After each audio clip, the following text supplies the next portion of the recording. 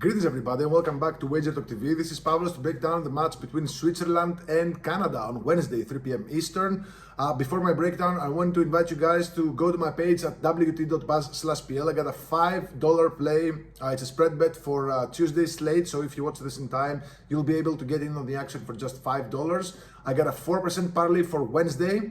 I got 2 pieces of the parlay, pretty much available everywhere, and I got a 5% max bet loaded for Thursday. It's a total.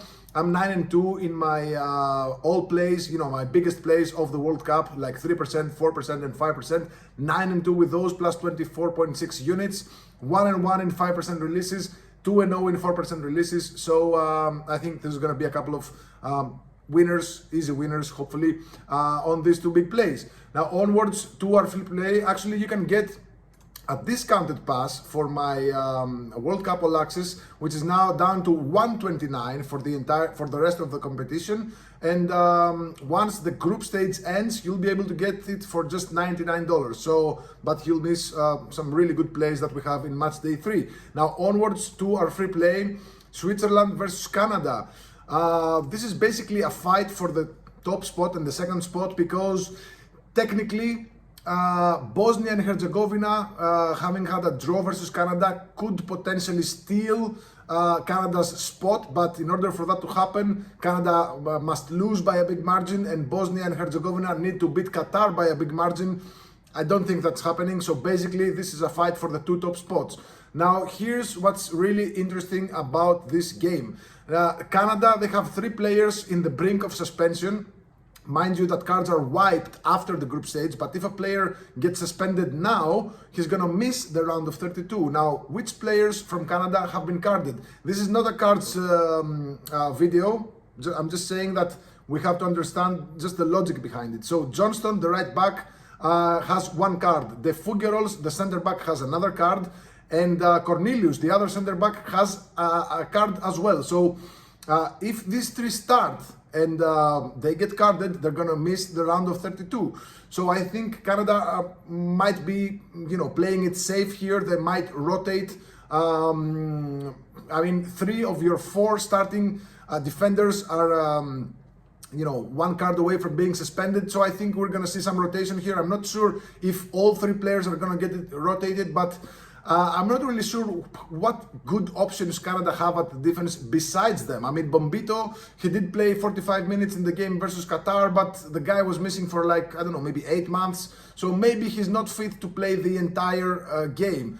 The Fuggerols, again, he might be, they got Waterman there, they got Alfie Jones, I believe. So I'm not really sure.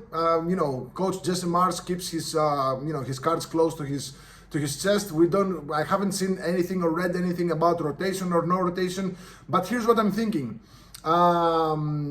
If these players do start, and Doi, who plays at the left side, is going to be attacking relentlessly, not because these players have cards, but that's what he does. In fact, Dan and Doi, and we're going to have some Ndoi props and some side bets and some same game parlays. I'll just explain every play accordingly. Now, Darren Doi was really good against Qatar. He had 6 shots, 2 on target. Versus Bosnia and Herzegovina, he had 4 shots and 2 on target. Versus Australia in a friendly, 4 shots, 3 on target. In 45 minutes versus Jordan, he had 2 shots, 1 on target. Versus Norway, 2 shots, 1 on target. Versus Germany in 45 minutes, 2 shots, 1 on target. So this guy shoots, and he shoots a lot. Now, again, if one of those carded players start for Canada, I expect them to be very careful, especially Johnston, who's going to be up guarding Ndoi, and the Fuggerols next to him. Again, if these guys start, I expect them to be very careful not to foul Ndoi in case they get a card. So maybe they just let him have a shot or 2. So if that wasn't the case with the cards, I still would like Dan Ndoi to have several shots. So I got some shot props for you. So Dan Ndoi, 1+ shot on target is -175. If you don't mind the juice, it's a pretty solid way to bet this game. Dan and Doi, 3+ shots is +105 at FanDuel, and if you bet this on FanDuel, they also offer the super sub, which basically means that if Ndoi has 2 shots and you bet the 3+ shots, If he gets subbed off, the bet carries over to his sub, which is usually, I think it's either Manzambi, who I think gets the starting node, or Vargas. So in any case, betting these player props in a book that has a super sub is an interesting way. Actually, it's the best way because, again, your bet carries over to the player that gets subbed off. But I do think that Ndoye has, a lot of quality to just keep on pummeling shots. And again, if Canada start their usual or at least 2 of 3 defenders, I think they're going to be very, very careful. So how do we bet this game, right? A long shot is Dan Ndoye, 2+ shots on target, plus 290. I mean, that's a pretty solid price. He had 2 versus Qatar, 2 versus Bosnia, 3 versus Australia. I'm talking about shots on target. And in the 3 friendlies versus Jordan, Norway, and Germany, he had 1 shot on target in each game, but he only played 45 minutes. So again, if Ndoye gets the start, which I think there is no reason for him not to start, I think that's a very, very value bet on Ndoye 2+ shots on target. However, there is another way you can go about this. You can take a same game parlay with Dan Ndoye 2+ shots and Dan Ndoye 1+ shot on target, which is minus 131 at FanDuel. I know it's a bit juicy. I mean, at minus 131, it's probably gonna make my card, to be honest. If it doesn't make my client card, I'm betting it for myself for sure. So Dan Ndoye 2+ shots and Dan Ndoye 1+ shot on target is minus 131 at FanDuel with super sub, minus 135 at MGM, no super sub, and minus 150 at DraftKings. So I'd still bet the minus 150 if you don't have access to super subs. I think that's a very, very realistic way to bet Ndoye's props. Again, he hit that number in each of his last 6 matches with Switzerland. And again, there's also the potentially Canada's defenders being a bit too careful. And even if Canada choose to rotate, it's going to be players who didn't have much playing time. I think, and I'm not really sure if Canada will want to rotate their entire backline. So I think there's some very interesting Dan Ndoye props. Now, what about sides? Guys, because I think Canada will be smart enough to rotate a little bit, maybe, because it's Canada's basically a lot of reserves might come into play, but Switzerland, they're gonna use their best 11. I think Switzerland is a bit better than Canada.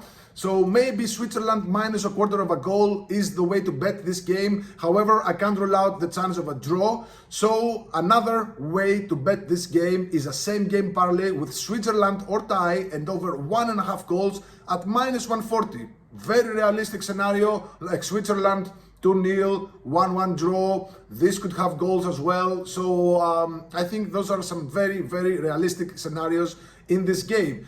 Before my recap, I want to remind you guys about my $5 play. It's a spread bet for Tuesday slate. I got a 4% parlay for Wednesday, and I got a 5% max bet. It's a total loaded for Thursday. Again, 9-2 in my World Cup releases that are 3% or better, 2-0 in my 4%, and 1-1 in my 5%. So doing a pretty good job. Now onwards to our recap. For a very straightforward bet, I like Switzerland minus a quarter of a goal. However, this bet is a half loss, half push if it's a draw. I want to get paid with a draw in the case of a draw, and this doesn't strike me as like a 1-0 win for Switzerland or a goalless draw. So a same game parlay with Switzerland or tie and over 1.5 goals is minus 140. Now for some player props, if you want a long shot, Dan Ndoye 2+ shots on target is plus 290 at FanDuel. And again, FanDuel, they have super sub, meaning that if Dan Ndoye gets 1 shot on target and then gets subbed off, and then Manzambi comes in or Vargas comes in and they have a shot on target, you win the bet. I like Dan Ndoye 3+ shots at plus 105 on FanDuel. Plus money for something that has happened in each of his last, in both World Cup matches. And he also hit that number in the recent friendly versus Australia. And the same game parlay with Dan Ndoye 2+ shots and Dan Ndoye 1+ shot on target is minus 131 at FanDuel. Again, minus 135 at BetMGM, minus 150 at DraftKings. He's hit that number in each of his last 6 matches with Switzerland. So there you have it, a bunch of ways to bet this game. Let me know in the comments below what you think about this game, and yeah, good luck, God bless.